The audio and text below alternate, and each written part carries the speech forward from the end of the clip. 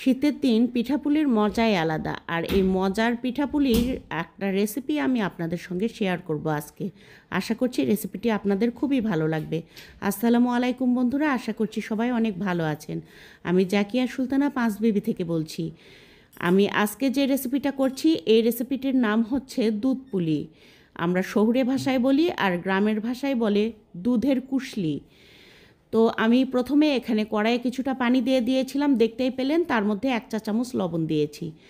আর পানিটা যখন বলক উঠেছে তখন সামান্য চালের গুঁড়া দিয়েছি পরিমাণ মতো, দিয়ে একটা খামির তৈরি করে নেব। আর এখানে 5 মিনিট আমি ঢাকা দিয়ে রেখেছি।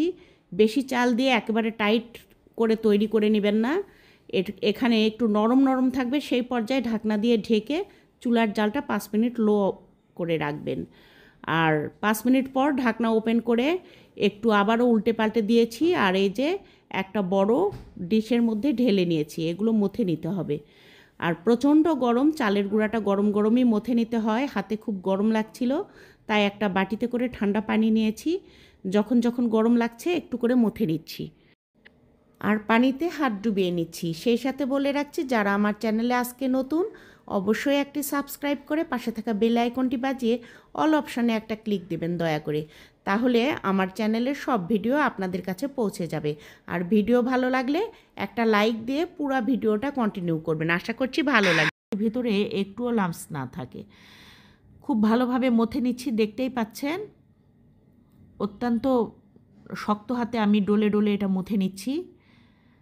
আর সামান্য একটু তেল এই পর্যায়ে দিব, ওই 1 টেবিল চামচ মতো তেল একটুখানি নিয়ে ডোটা আবারও ভালোভাবে মথে নিচ্ছি। এতে করে হবে কি, পিঠাগুলো ভেঙে যাবে না ফেটে উঠে।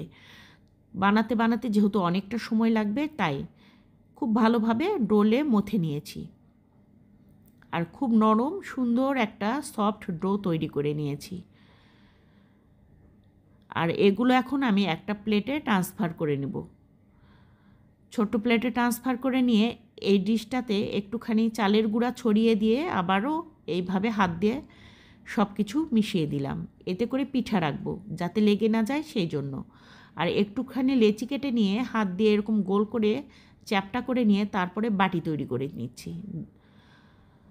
2 হাতের আঙুল দিয়ে এইভাবে ঘুরিয়ে ঘুরিয়ে বাটি তৈরি করে নিতে নিতে যখন দেখবেন যে হাতের আঙুলে আটাগুলো লেগে লেগে যাচ্ছে, তখন হাতটা একটু তেলে ডুবিয়ে নিয়ে আবারও বাটি তৈরি করবেন।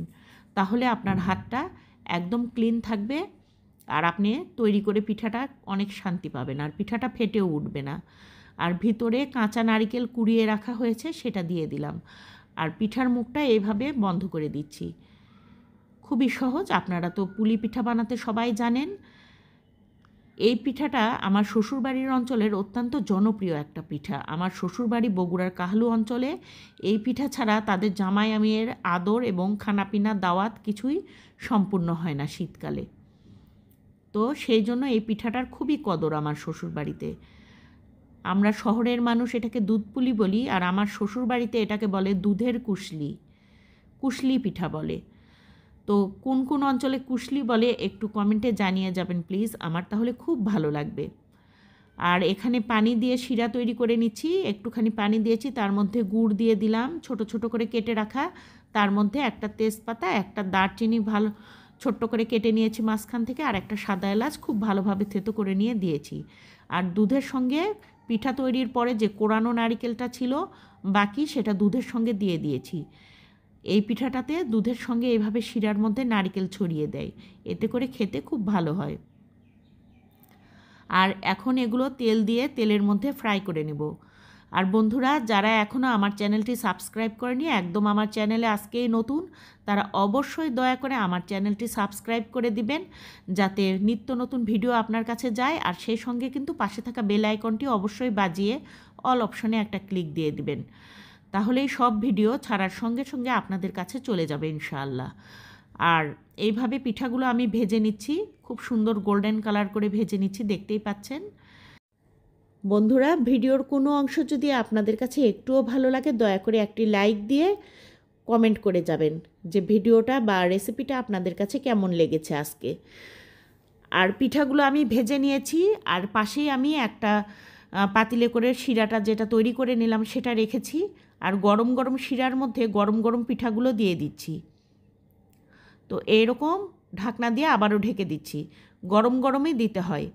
আর সবগুলো পিঠা ভেজে নিয়ে আমি শিরার মধ্যে দিয়ে দিয়েছি। আর দেখতেই পাচ্ছেন শিরাটা এখন কীরকম দুধটা আছে, আর হালকা একটু বলক দিয়ে নিয়েছি। দিয়ে এখন গ্যাসের চুলাটা সঙ্গে সঙ্গে অফ করে দিয়েছি।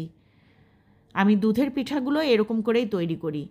আর দেখেন কতটা সুন্দর হয়েছে। পরদিন সকালবেলার ভিডিও এটা। একদম চারদিকে থেকে দুধগুলো চুষে নিয়েছে, রসটা কমে গেছে, পিঠাটাও অত্যন্ত নরম হয়ে গেছে। হড়বড় করে তোলা যাবে না, তোলার সময় খুব সাবধানতা অবলম্বন করে আস্তে ধীরে তুলতে হবে, তা না হলে সব কিছু ভেঙে একাকার হয়ে যাবে। যেহেতু পিঠাটা খাস্তা হয়ে গেছে ভেজে, খুবই নরম হয়েছে। তো বন্ধুরা, এই পিঠাটা খেতে অপূর্ব, একবার কিন্তু ট্রাই করে দেখতে পারেন। ভিতরে কাঁচা নারকেল দিয়েছি বলে পিঠাটার মধ্যে যে মিষ্টি ঢোকেনি তা কিন্তু নয়, শিরা ঢুকে একদম টইটুম্বুর হয়ে গেছে। তো ভিডিওটা ভালো লাগলে অবশ্যই চ্যানেলটি সাবস্ক্রাইব করে সাথে থাকবেন। আর যারা করেছেন এর আগে সাবস্ক্রাইব, তাদেরকে অসংখ্য ধন্যবাদ। আর লাইক দিতে, কমেন্ট করতে যেন ভুলবেন না। সেই সঙ্গে ভিডিওটা ভালো লাগলে, যদি রেসিপিটা আপনাদের মন মতো হয়, তাহলে প্রিয়জনের কাছে যে কোনো সময় আপনি শেয়ার করে দিতে পারেন। তো বন্ধুরা, ভিতর পর্যন্ত কত সুন্দর রস পৌঁছে গেছে দেখলেন তো। তো ভিডিওটা এই পর্যন্তই ছিল। সবাই ভালো থাকবেন, সুস্থ থাকবেন। দেখা হবে সামনে অন্য আরেক ভিডিওতে। সে পর্যন্ত বিদায় নিচ্ছি সবার কাছ থেকে। আল্লাহ হাফেজ।